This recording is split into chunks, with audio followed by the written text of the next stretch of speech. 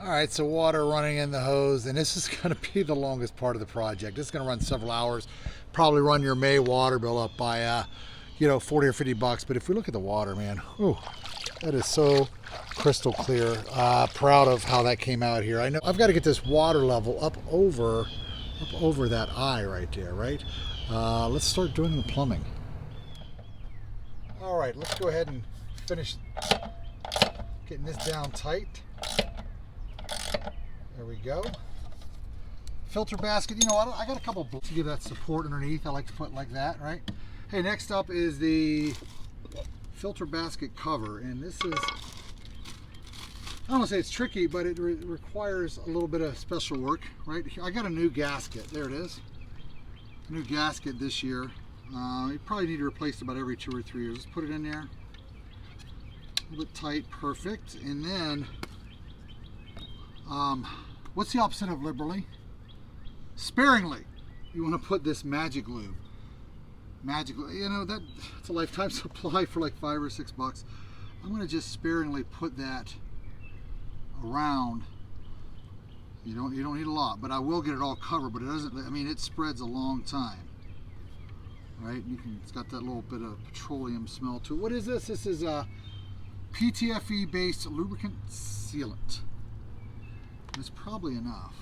It's tight. I got an enforcer. Okay, I know this from years past. To tighten this up and on. There you go. It slides over those ridges, and I use something like this. Up there, it just locked into place, right? Something I put in a handle with a little pressure, and that's going to be a perfect seal. So, hey, the pump is on. Now let's talk about the plumbing. Hey, this is your skimmer. The pump's down here, right? It's creating a vacuum through this entire system. It's got a pump motor in here. It's pulling water off the skimmer into the filter, into the pump, and then here's the filter. That's a sand filter. That's cleaning the water, okay? Then at the top, we're going to have a valve, and then we're going to bring the longer hose to the return. And that's the return back into the pool, returning clean water. So that's it. That's as easy as. So next, let's assemble the return, and it's the eye, right? Here's the eye piece and the nut, if you will, for it. I'm going to tighten a little bit. It tightens more once we get in the pool, and you can loosen it and tighten it. But that's the eye, and here's a big tip. What you want this eye, you want it pointing down and to the right. It's got to be to the right because it's going to push the water in a circular pattern. Got the nice rubber washer on the inside of the pool. I've also got another rubber washer that's been there all winter between the pool liner and the steel frame of the pool. So I'm going to bring this in, and again, I know my eye's going to go down and out to the right. All right, let's put it in here. Pretty easy. On the back end, we've got this cardboard, I guess. It's a gasket. I'll put it out up against the pool wall. Take this nut. Let's go ahead, and that's a counterclockwise screw. It tightens in pretty easily. And then I've got to get this. I'm going to get a wrench. It's a wrench made for this type of thing to tighten that in. Again, I want to look at my return down and to the right, 45 degrees, maybe a little hand tighten for now. And then we're going to come back with that wrench and tighten it in. So hey, we're ready to start assembling some hoses. All right, so hey, the next big piece we're going to do is the valve head, or the valve. We're going to put on top of the sand filter, the filter jug. It's got sand obviously in it. This tells the filter what you want it to do. Let's take a look at this. I did not totally disassemble this last fall. What you're going to do, these are connectors, right? And there's threads. And I left this one in, I left that one in, I left this one in. There's 3 connectors I left in through the fall. What you're going to want to do is wrap at least 2 layers of thread tape around the threads of that, and put those in, hand tighten them, and then with a wrench, about another half turn. You don't want them overly tightened. You should be able to make a flush surface between the nut of the connector and the base, right? Those are flush surfaces, not indented, not driving it in too far, but right a nice and flush area is going to give you your best chance of having a good seal. So the other thing with the valve head here, right? We've got another gasket we're going to put on, right? With just again a touch of the magic lube, a little bit sparingly. Remember the word this time. that right up in here. See how this lays? That creates a seal right there. That gasket is going to create a great seal on top of the filter. So let's put that in next. So the filter simply is a tube, and it's got, I think, 8 feet at the bottom that feed out and spread the water across it. So all I'm going to do is take this base from the valve, put it right over that hole, and it's a very easy fit, short. And then look, it just goes right down. Okay, and there's you're going to get that seat. Now we've got a ring to ratchet in there. And the nice thing is, you know that this hose, the fabric line or whatever hose, this is the hose that goes between the filter and the pump. You can see that right there. So the way I disassembled this last fall, I just kept that. I'm just, you know, I made some permanent changes. That's going to be just real easy to screw in, and that's going to be done. I'm going to have to tighten that ring, that O-ring right there. The nice thing is, once this is tightened down, this filter, it's anchored in a circular frame of the base, round.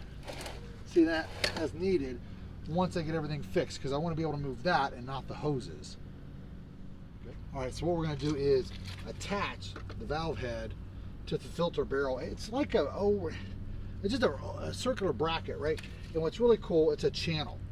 So there you're going to get the lip of the valve head and the lip of the filter barrel like that, and it just fits in there. And it's simply just screw one side about halfway. I like to alternate back 2 or 3 times from one side to the other to get an even squeeze on it, right? And your gaps, once this is fully tightened, should be equal on this side versus that side. So I'm going to go ahead and tighten those in. Just kind of tighten that in, and it's a good firm hand tightening. Again, the 2 brackets, the spaces on each side are approximately equal. That way I know it's equal pressure being applied on both sides of that bracket.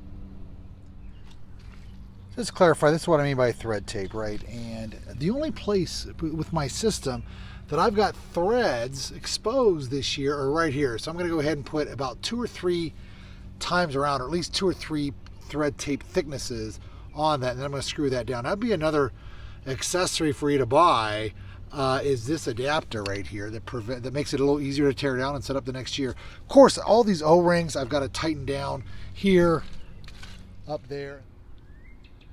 All right, let's finish up the pump and filter install here. So as you know, that hose I connected from the pump up here to the valve head. So this is going to the return. This is the longer hose, right? And again, it's just an O-ring clamp right over top of that, and it goes that way. That's my 8-foot hose. That goes back to the return, another O-ring clamp with a flathead screwdriver as tight as I could possibly get it. The other hose running from the skimmer, O-ring clamp, right, all the way down inside to the filter basket. Here's one thing. Let's check this out right here. They sold me this at the pool store, and I'm kind of glad they did. It's an on-off mechanism. Right now I've got it off, and that's going to allow me this summer to turn this off and water will not come through. I can then pull this this filter basket lid off and pull out things out of there. It might be some big leaves or blade of grass. I've found some big crickets in there, right? So that's pretty cool. We put this flapper on. Got this flapper on up here. That way the water will run over it and block it. Oh, and look at that. That just fell right into place. Little skimmer basket goes in there as well, and then the flapper. Let's go check out the water. All right, the time has come. We put the valve over here on filter, right? Doing its job of filtering, and you can see water rushing in from the skimmer, right? Coming on down in here. Gurgling, it just started. Okay, perfect. And rushing down in here into the filter basket. And what we really want to see is that filter basket lock in. You'll see it here in just a moment. Let's hope. All right, looking good here. How about over here? That's dry where the return is. It looks pretty dry. This looks good. And hopefully in a couple seconds you're going to see this washing of water go clear. That means it's locked in and sealed. All right, here's what I'm talking about. The pump and the pump gasket coming together. See the rush of bubbles is now gone. It's totally clear. This tells you that it's locked and sealed. I've got a good seal throughout the system, and now it's going to stop gurgling bubbles over this way, and it's just going to be water rushing out of there. I still got the hose coming, filling in some water, but it's time to go ahead and cut that off, I believe. We should be good to go.